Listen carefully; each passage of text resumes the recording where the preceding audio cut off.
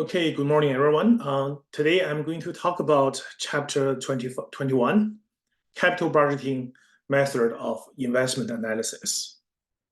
So you will notice that this chapter is actually quite overlapping with the knowledge that in the corporate finance. Okay, so you will notice that a lot of the topics introduced by this chapter is very similar or the same as those topics you would have learned in the corporate finance. So there are a few learning objectives. First, when we consider capital budgeting decisions, capital budgeting decisions is often a long-term project. So that project of the interest will normally span over multiple years.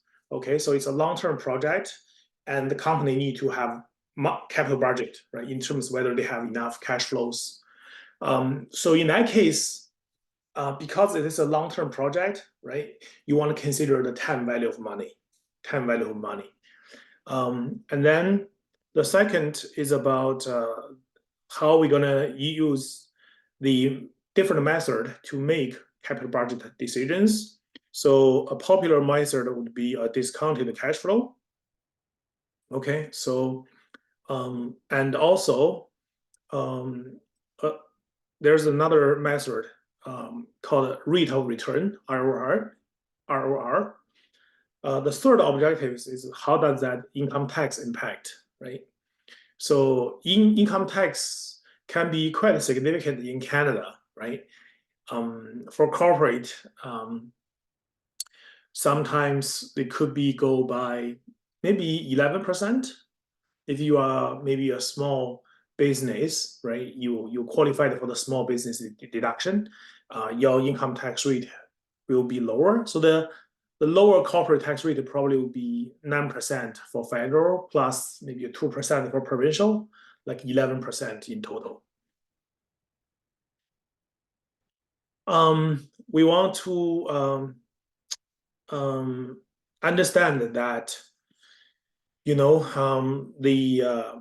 capital budgeting is very complicated, okay? And it's really, ties into a different value chain business functions. So capital budgeting is making long-run planning decisions for investing in projects. So you have money you want to invest into the future, and then there are different options, right? So what are you going to do, right? Are you going to build a hotel here, or you are going to build maybe you're going to open like a retail store, right? So you have the money, you can do different things. There are potential different projects, right? But when you make a decision which project to go, right, how are you going to make the analysis, right? So it's a long run planning. So you have to see into the multiple years in the future. Okay, capital budget is a decision making and a control tool that spans over multiple years. So one project can span over multiple accounting periods, right? Okay, and the capital budgeting decision has to be made in that kind of time frame. For any particular period of time, let's say you focus only one fiscal year, one accounting year, and then they may be working on multiple projects, right? So that will be impact the income for the accounting perspective. So this picture tells everything, right? You can see the picture shows a timeline of 6 years from 2019. Sorry, I think it's a typo there. From 2018 to 2023, the 6 years. And you can see that there are different projects going on, right? There are different projects going on. So project, for example, project M start in 2019, right? This top purple bar spans from 2019 to 2023, right? And then if you take a look at the year of 2020, right? there are 4 projects going on, project M, N, O, P, right? So that's kind of, you are seeing one project spans over multiple years, and in a particular year, there are multiple projects. So there are 5 stages in capital budgeting. First, identify the projects. So what are the projects available, right? Number 2, obtain information. So I want to know, okay, how much cash flows can be generated from each project at a different timing, right? You want to know the time series of the cash flows for each project. And then number 3, with that financial information and with the tools like net present value method, you are able to calculate some numbers. And then you're gonna, number 3 is about make predictions, right? Because you are planning for the future, right? It's hard to have a certain numbers in terms of cash flows, right? So you have to forecast the potential cash flows attributable to different projects. And then you use that information, your predictions, you are able to do some kind of calculation, right? And then you evaluate which project is better, right? And number 5, you implement the project and then evaluate the performance. Right? So the last stage is once you decide which project to go, and then you get the funding, right? And then start working on it and make sure you have to make assessment, see how things are going according to your predictions. You have to revise your plan accordingly. The 4 capital budgeting method, I am pretty sure you have, if you have taken corporate finance before, you should have seen these methods. The first one is a net present value. We call it the NPV method. The second one is the internal rate of return, IRR. The third one is the payback period. And the fourth one is the accrued accounting rate of return, okay, AARR. So let's first talk about discounted cash flows method, okay? So what is the discounted cash flow method? In this method, they do take the time value of money into consideration. So basically, the future money does not worth as much as today's money, okay? There is a discounting factor, okay? So basically, you measure all the expected future cash flows and outflows of a project, and then you discounted the future cash flows into today's currency, right? So the key feature of this method is they recognize the time value of money, okay? They are going to use a discount rate, right? A discount rate. So that's the RRR, the triple R, that's the required rate of return, okay? This would be the minimum acceptable annual rate of return on an investment. So if you think about it right now, the interest rate is very high, right? If you have lots of money, you probably can earn 5-6% in the bank, right? So in that case, right, you are pretty safe to have GIC, right? The risk is very low, and you earn 5-6% return, right? Now, if you invest into a project, right, you are taking lots of more risk, so your return should be higher, right? So it should definitely not be below like 5 or 6%, right? So the required rate of return, that's the minimum acceptable annual rate of return. So for example, if I am able to get a risk-free return, GIC investment, like 6%, if I want to invest into projects, I have to at least get, let's say, 9% of return, right? So that would be the minimum acceptable annual rate of return, considering the amount of risk I'm taking, right? So triple R, okay, required rate of return, is the return that an organization could expect to receive elsewhere for an investment of comparable risk, okay, comparable risk. RRR is also called the discount rate, hurdle rate, cost of capital, or opportunity cost of capital. So you often find that in finance, there are different terminologies can be used interchangeably. Okay, so just don't be confused when you see these different terminologies. So NPV method calculates the expected financial gain or loss from a project by discounting all the expected future cash inflows and outflows back to the present point using the RRR, right? Okay, so you use that discount rate and then you discounting all the future cash flows into the present value. So then the present value in total, that will be your net present value. That will be your net present value of the future cash flows, right? Okay. So only those projects with an NPV to equal to 0 or greater than 0 are acceptable. So NPV has to be 0 or greater than 0. Those projects will be acceptable. Okay. Otherwise, that project does not achieve you that rate of return, the RRR. So there are 3 steps. So first, you always want to draw a picture, a diagram showing the timeline and what is the cash flow. It's a positive cash inflow or it's a negative cash outflows, right? So with that sketch, it's really helpful for you to see, right, what is really going on. And now you're going to use tables or calculators. There are present value tables, right? Or calculators to convert the inflows or outflows to a present value figure.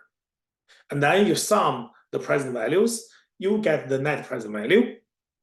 If that is 0 or positive, you accept the project. Otherwise, you have to reject the project. So this is one example. Okay, we have some on the top of this table, we have some project information. So the initial investment is 379,100. The useful life is 5 years.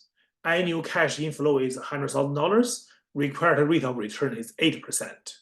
Okay, so if I'm stretching that cash flow, there are 5 years, right?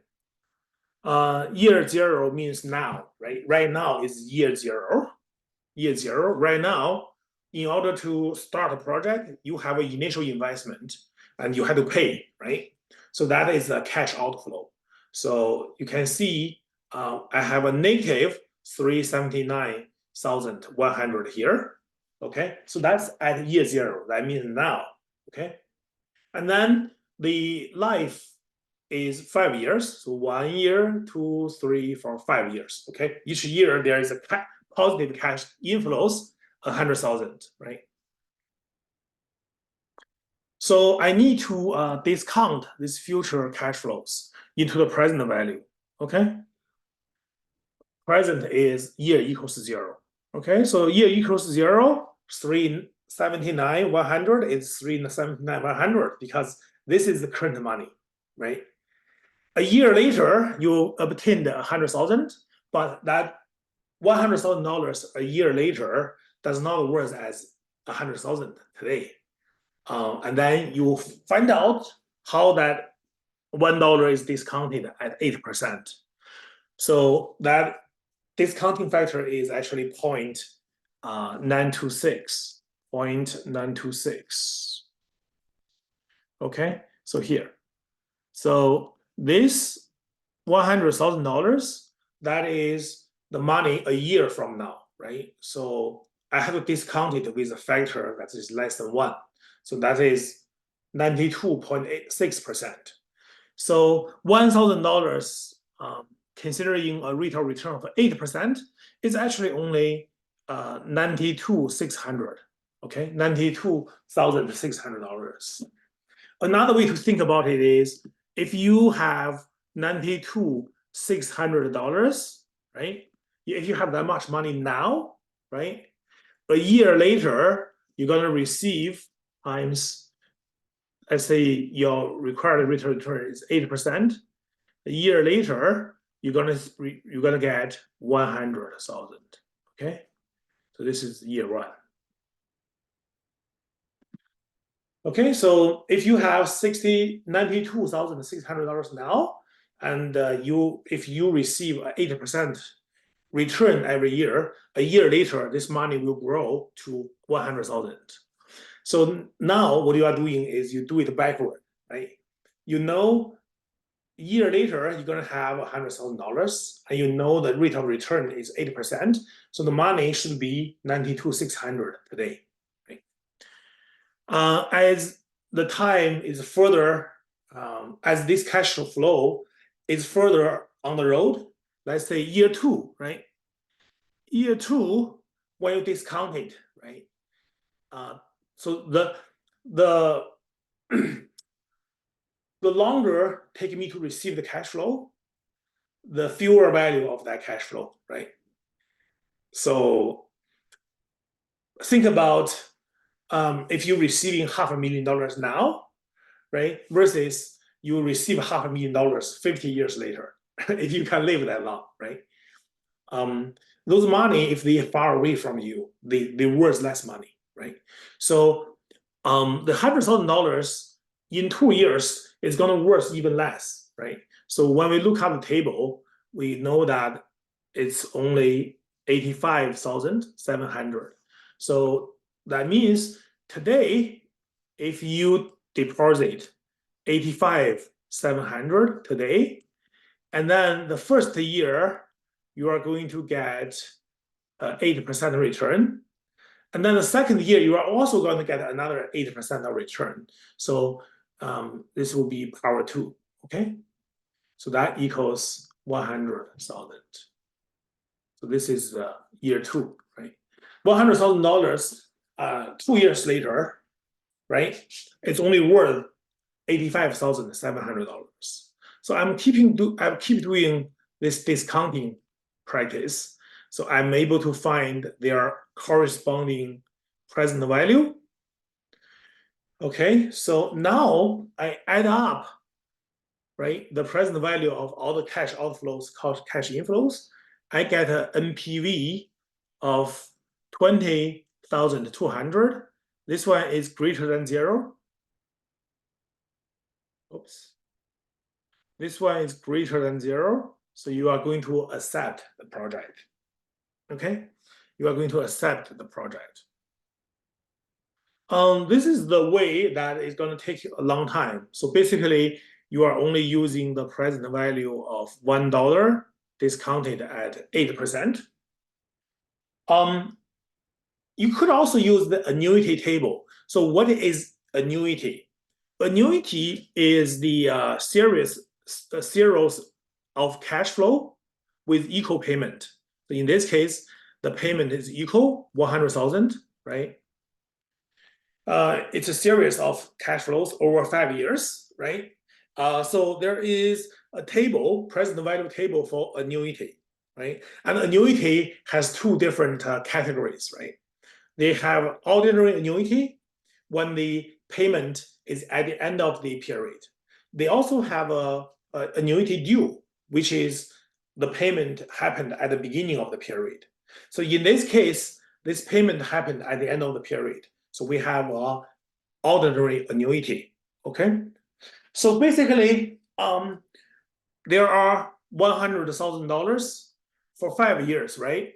If you don't discount the time, if you don't consider time value of money, in total, you have $100,000 payment, right?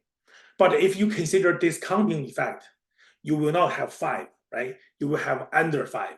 In this case, it's 3.993. So this is less than 5 because discounting. Okay, so you're gonna look it up. Okay, you're gonna look it up by 8% rate by the number of 5 years. You will be able to see this number 3.993. Okay, and then that number times the payment amount 100. That's the 399,300, right? Regardless which one, how you're going to get the present value, that value should be the same, 20,200. So that's greater than 0. So you should accept this project. Lots of these things has been covered in the finance courses. I wish you have already learned the personal and the corporate finance, then will be much easier. Internal rate of return, IRR method. Okay, so internal rate of return calculates the discount rate at which the present value of expected cash inflows from a project equals to the present value of expected cash outflows. In another way, the present value of inflows equals the present value of outflows. So when you add them together, the net present value is 0, right? So you have a positive net present value of the cash inflow. You have a negative net present value of the cash outflow. If they're equal, they will be canceled out. So your net present value is 0, okay? So you figure out a rate. Let's say the rate you figured out is 7%, okay? But then you compare that 7% with your required rate of return, right? You are requiring 9% of rate of return every year. But this project, according to the calculation, it's only 7% of return. So you should not take that project, right? So in this example, you are trying to find out which interest rate, which discount rate will make that net present value of the project to be 0. Okay, and then you compare that rate implied by the project to the required return rate. Okay, if it's higher than the required return rate, you'll be happy, right? You're gonna accept it.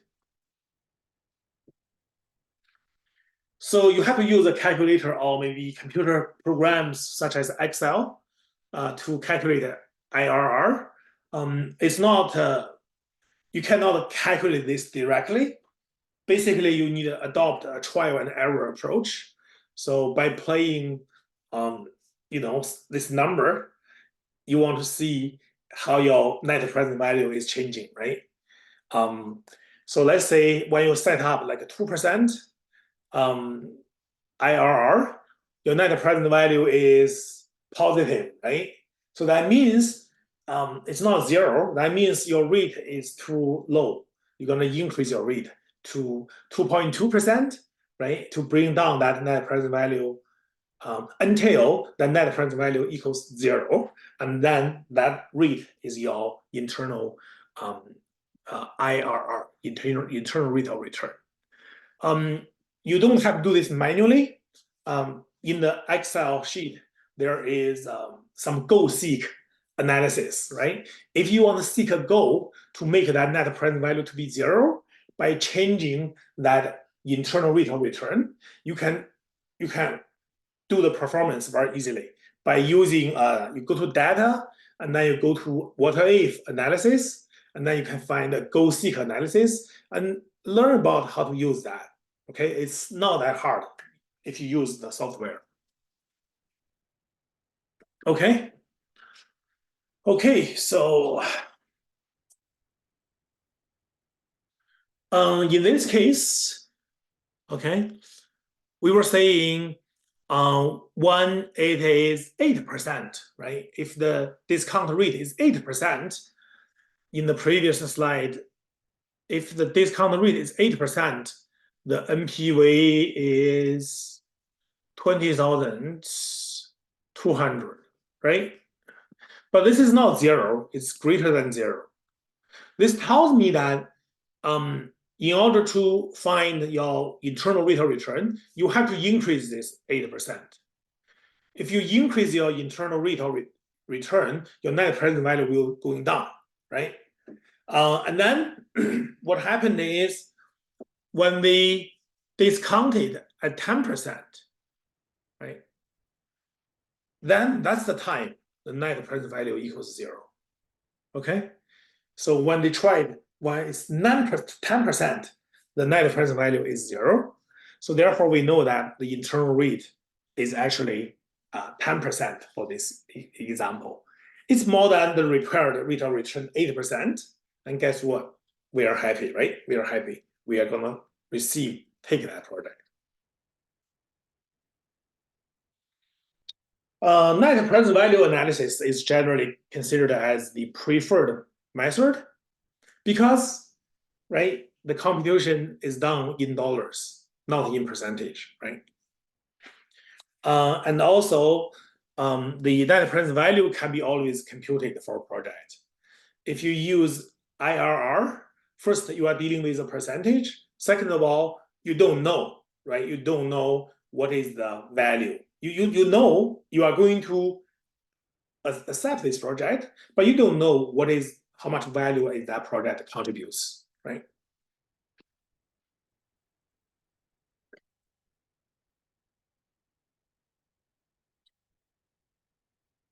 And there's another situation is that the required rate of return might be different, right? Required rate of return might be different. Why? Because let's think about this, right? So right now we are having 3 years ago we have the global pandemic breaks out, right? And right away that economic prediction is very bad. So the Bank of Canada has to drop the interest rate to the very low point, right? So you would imagine the required rate of return back then would be very low, right? Because the bank sets up its interest rate very low. So the required rate of return for a corporation would be very low, right? And now the bank has hacked that interest rate to a very, very high point now. And now the required rate of return would be high, right? But then in the future, the bank and all the analysts, the media was talking about the interest rate has to be dropped because high interest rate will lead Canada into a recession, right? They cannot keep interest rate at that level, that high level for very long. The longer that interest rate stay that high, it's going to cause recession in Canadian economy. So that's something Bank of Canada doesn't want to happen, right? So the prediction is in the next 2 years, probably the interest rate is going to drop by maybe 2 or 2.25%, right? That's just the prediction. Nobody knows what's really happening. It's also depending what other things happening in the next 2 years, right? So the idea is the forecast prediction would be the interest rate will drop, and therefore the required rate of return will be dropped. So over the life of the project across multiple years, because of interest rate fluctuation, it's well possible that the required return rate will be not a constant, right? So if required rate is not a constant, then how are you gonna, compare your internal rate of return with RRR? There are multiple RRR, right? How can you use a project's internal return rate, that one number, to compare with multiple RRR, right? So that doesn't help, right? It helps if your internal return is higher than the highest RRR. Then you're gonna take that project, right? What if that internal return is below the highest required rate of return, but it's above the lowest required RRR, right? What is in the middle? Are you going to take it or not, right? So you don't know. But when you use net present value, right, for different years, you can use different discount rate according to the RRR for that year, right?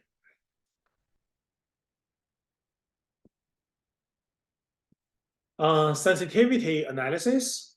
This is useful when comparing the evaluation of project will change if there's a change in projected cash flow, timing, required rates of return, right?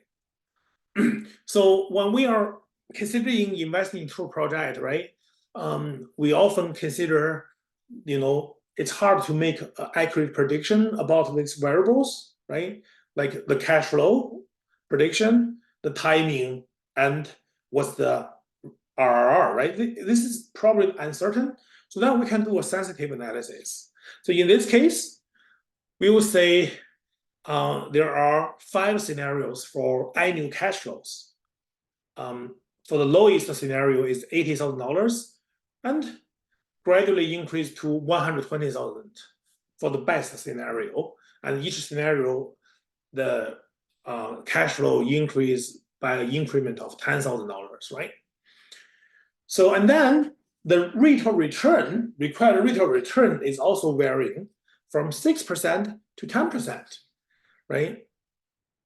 So the 10% is, when the economy is really good, right? So the average rate of return will be higher. 6% would be the economy is not that good, right? So then you have this table, 3 by 5. So there are 15. There are 15 cells, right? So you are able to compute that net present value, okay, for each cell. Let's say in the worst scenario, okay, I have the lowest, right? I have the lowest cash flow, highest rate of return. So $80,000, that's the lowest cash flow versus highest rate of return. So this is the worst scenario. I'm going to lose 75. Sorry, the net present value is 75, 820. So it's a negative number, right? It's close to negative 76,000. What about the best scenario? The best scenario would be you have the highest, right? You have the highest cash flow, 120,000, and your required return is low, 6%. So this one will give you a net present value of 126,000, right? 330, 340, right? So this tells me the range. The range can go from negative 75,000 to positive 126,000, right? If they are $100,000 cash flow and 10% of discount rate, your net present value is 0.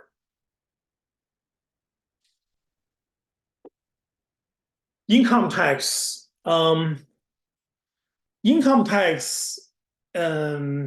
We say marginal tax rate. That is the additional $1 you earned. The tax rate on that, right? So it's the tax rate. Marginal tax rate is the tax rate on the additional $1 you earn, right? So you have to consider the operating cash flows on an after-tax basis, right? Because you earn money, you have to pay a tax to government, right? So your cash flow has to be after-tax cash flow. And the tax shield, let's say the tax rate is 40%. So the after-tax would be 36,000. So 60,000 times 60%, so 36,000. CRA does not recognize the depreciation expenses reported. Okay, companies use different method of depreciation, different rates, so it's really hard to keep track of them and to make it fair for everyone.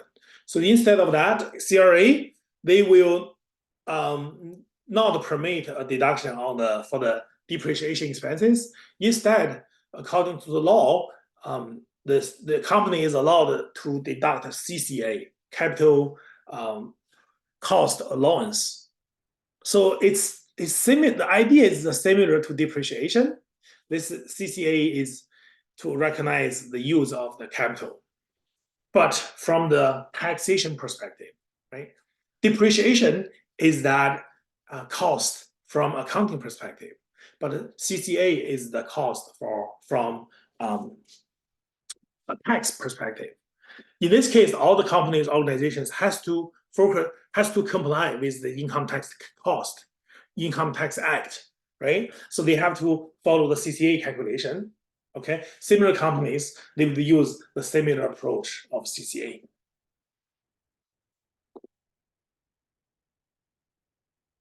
UCC is kind of like the carrying amount of a capital asset, right? UCC, undepreciated capital cost. CRA permit the rate of CCA to half of the regular rate in the first year. In the first year, okay, it's called the half-year rule. You can only use half of the regular rate of CCA.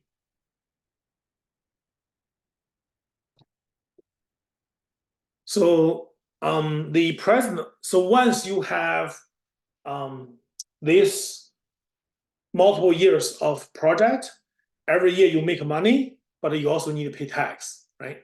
When you pay tax expenses, that tax expenses will save, right? Will be a saving your it's gonna save your it's gonna be good to the company, right? Because the capital they are going to have CCA, that CCA is going to reduce your income, right? Reduce your income. So you are able to calculate, okay, how that CCA, what is that present value of that CCA? This formula can be derived if you enjoy math, okay? I know how to derive these formulas, okay? But for the purpose of this course, you are not required to know how to, develop this formula. But just knowing that when you have a capital, like say a PPE, right? And the CCA of that PPE, okay, is also a factor in the consideration.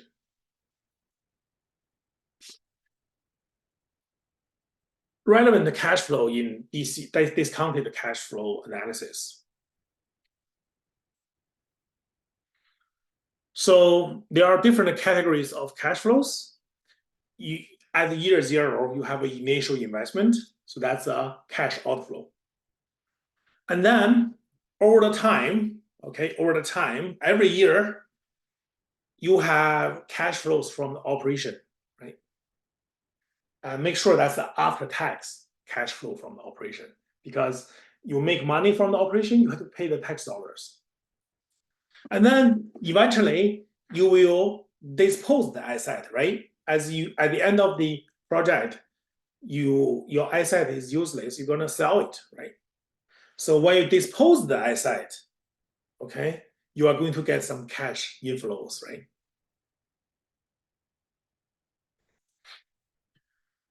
Okay, for initial investment, there are 3 components. Initial machine investment, initial working capital investment, and after tax cash flow from current disposal of old machine. So you are using a machine as an example. You have an old machine now, and now you are considering to replace the old machine with a new machine, right?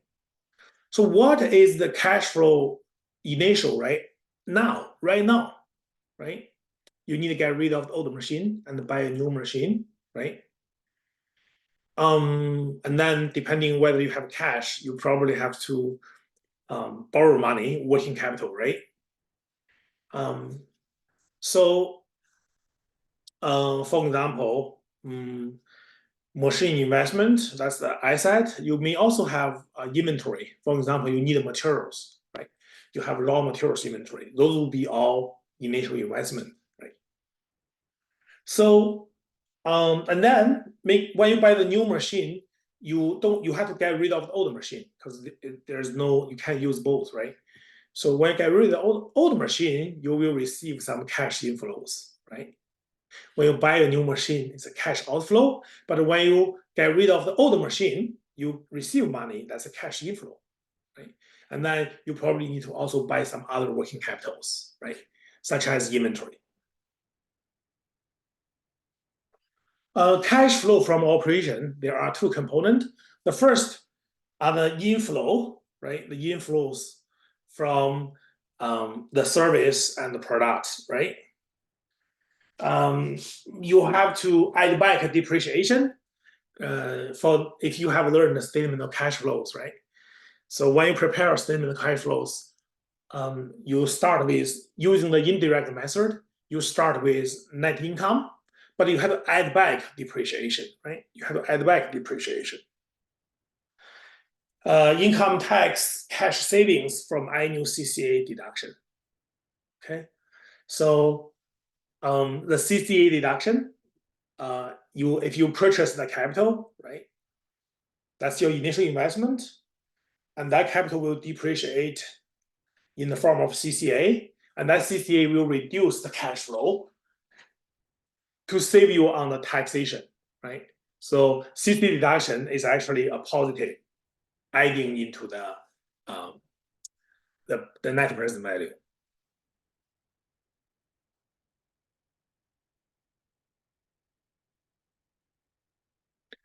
Terminal disposal of investment. So as you at the end of the project, you need to get rid of your investment. There are also two components.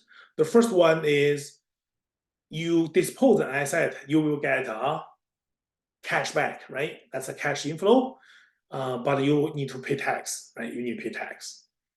Another one would be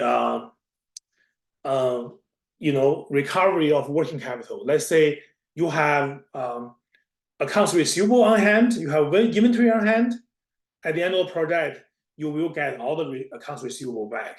You will sell all the inventory, right? So those will be the cash inflows.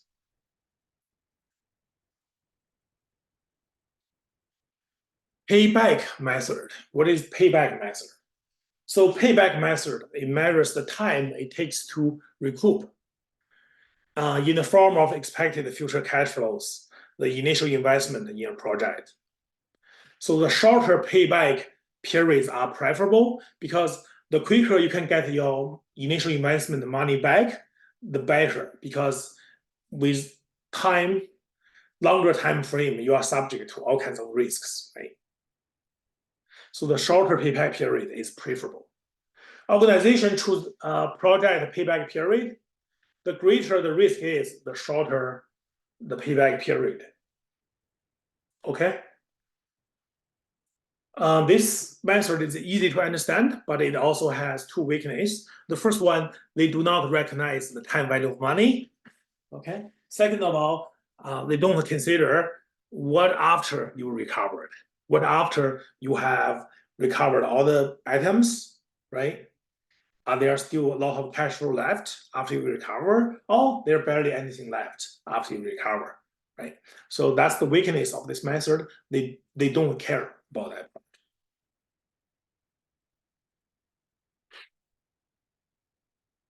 Payback period is calculated by initial investment divided by the uniform increase in the annual future cash flow. What does that mean? Let's use this example. So in this case, we calculated the payback is 2.5 years. So we are saying in 2.5 years, I'm able to get the money I invested back. So in this example, initially, they invested $150,000. Okay. The first year, they get $50,000. Okay. So now don't consider time value of money. Now they still need to recoup 100,000.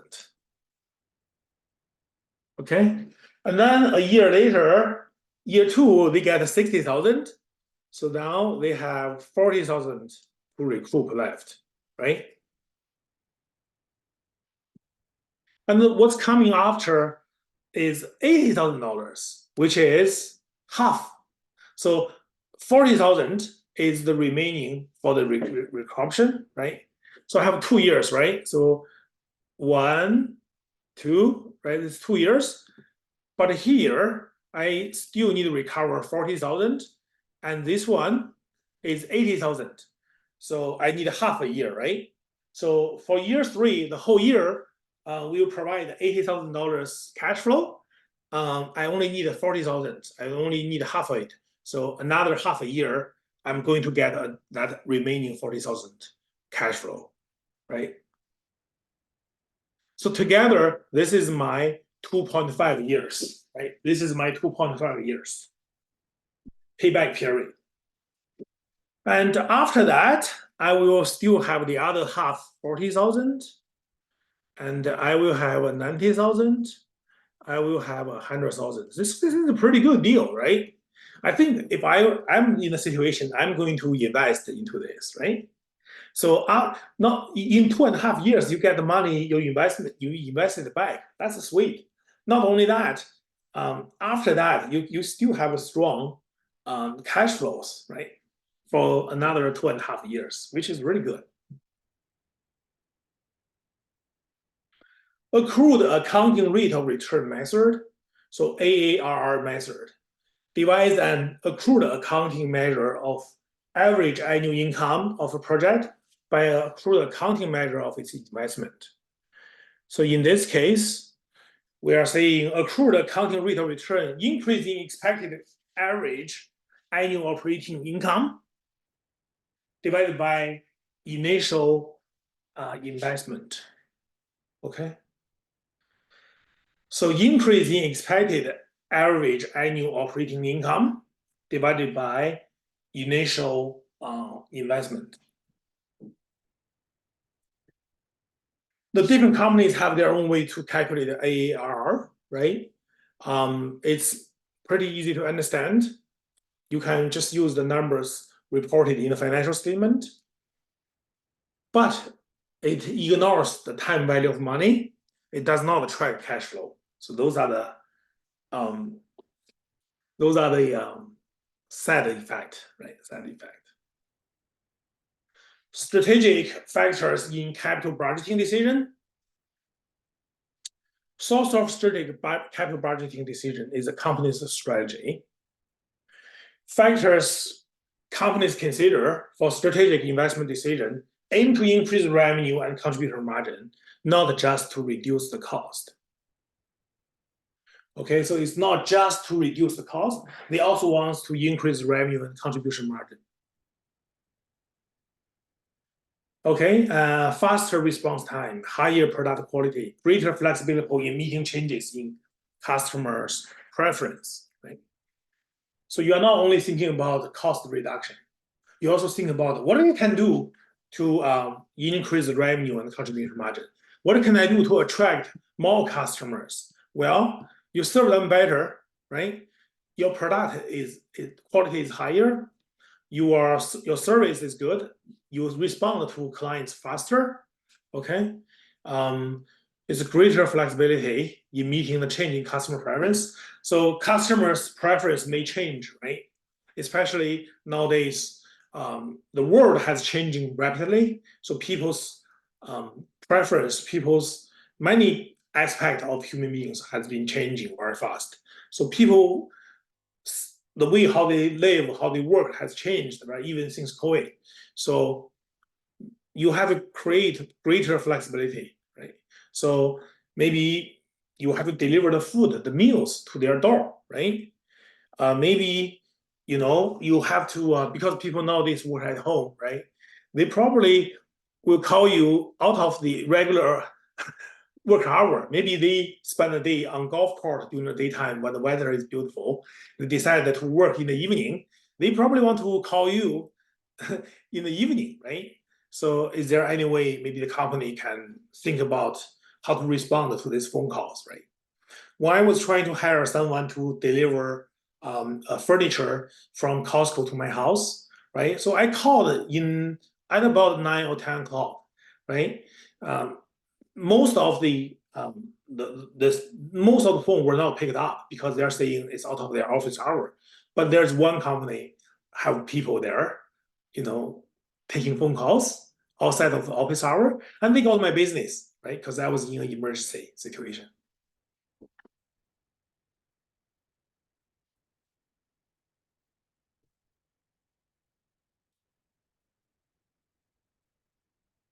Capital budget and performance evaluation. Some firms use net present value for capital budget decisions. And so this is the different method for evaluating performance, okay? So we have to consider the manager, right? We have to consider manager.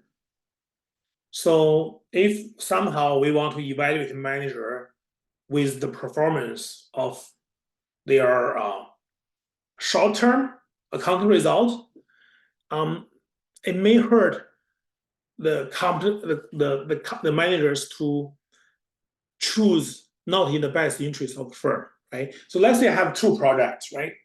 One project, the initial investment is very heavy, but the future prospect is greater potential.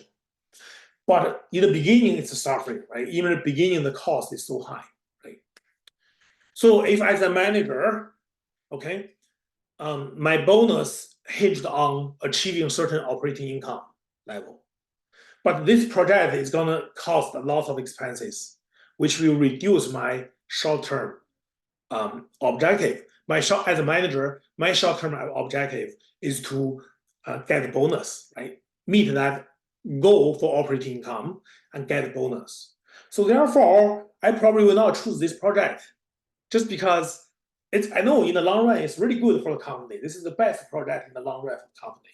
But for the short-term run, it hurt my performance. It hurt my payoff, right? So therefore, either I will delay this project or I will not even go for it at all, right? I will choose another project that is not the best project for the firm, but it's the short run will not hurt my performance. Right?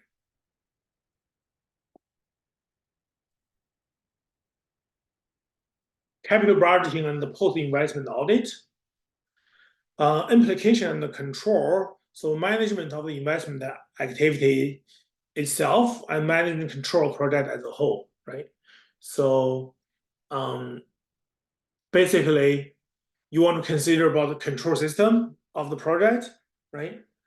You want to evaluate is that project has been properly reviewed, has been carefully followed up the procedures, right? Is that the cost control, right? So those type of things.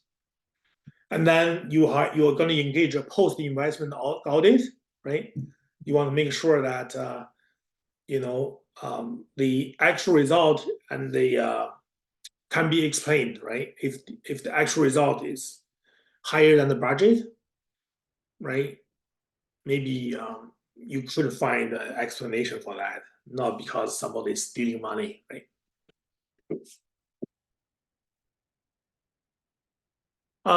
This appendix is about inflation. Okay, so what is inflation? So since the COVID, the inflation was really high, and that's exactly the reason why Bank of Canada had to raise the interest rate, right?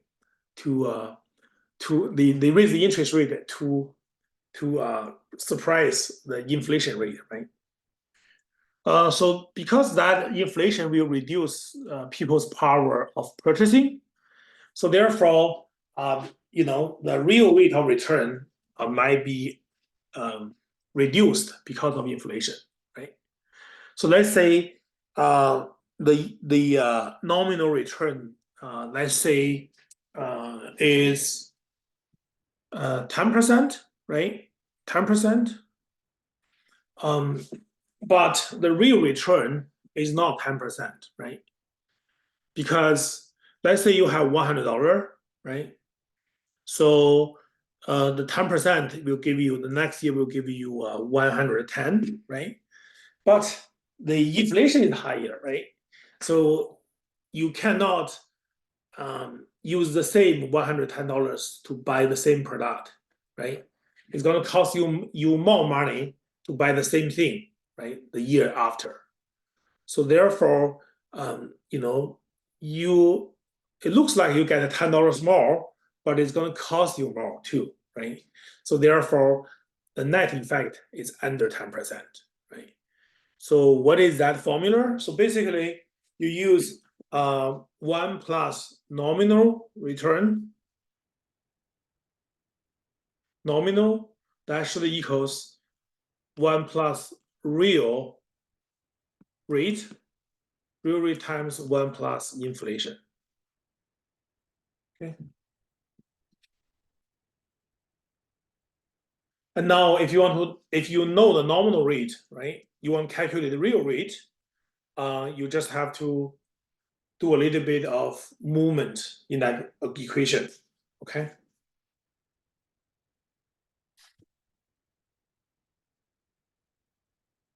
Uh, 21B, this is the weighted average cost of capital.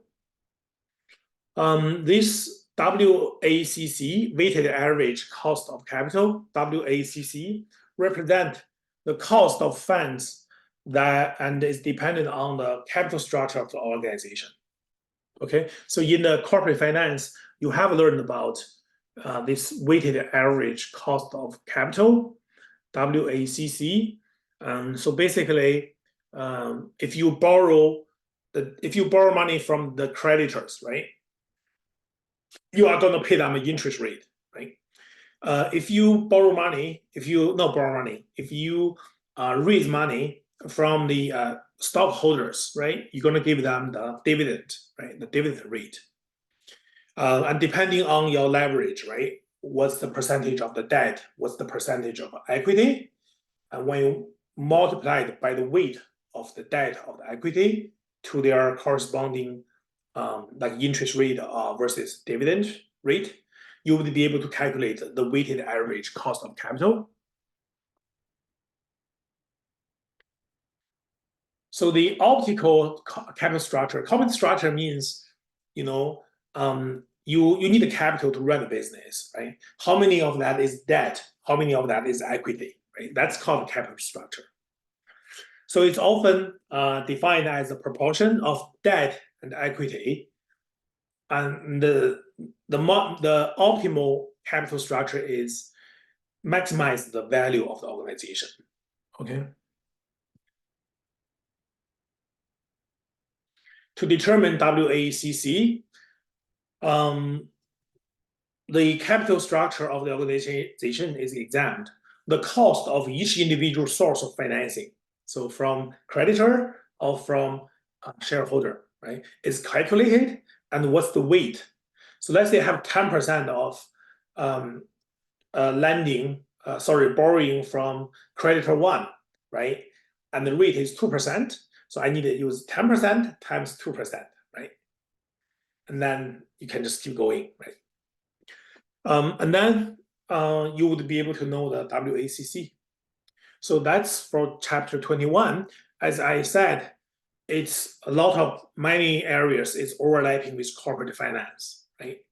So if you have taken the corporate finance courses before, this chapter is not supposed to be more challenging to you. Okay, all the best.